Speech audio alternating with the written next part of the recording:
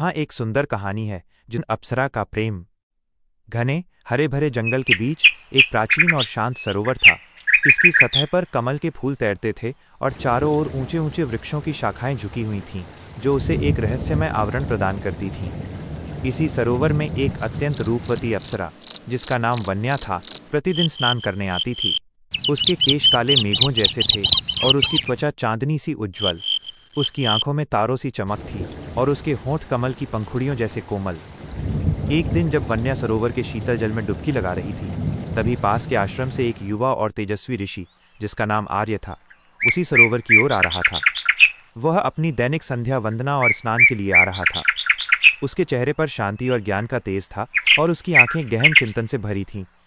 जैसे ही आर्य सरोवर के किनारे पहुंचा, उसकी दृष्टि जल में स्नान करती हुई वन्या पर पड़ी, तो ऐसा लगता मानो स्वयं जलदेवी ने रूप धर लिया हो। उसकी हर भंगिमा में एक अद्वितीय सौंदर्य था, जो जंगल के शांतिपूर्ण वातावरण में और भी निखर उठता था।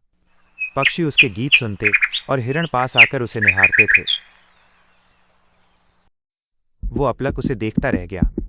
वन्या ने भी उसे देखा और एक पल के लिए दोनों की आंखें मिल गईं। उस पल में समय थम सा गया। उनके हृदयों में एक अनजानी भावना ने जन्म लिया। धीरे धीरे आर्य ने अपने कदम आगे बढ़ाए और वन्या के पास पहुंच गया। दोनों के बीच शब्दों का कोई आदान प्रदान नहीं हुआ, केवल आंखों ही आंखों में प्रेम की एक अव्यक्त भाषा बोली जा रही थी।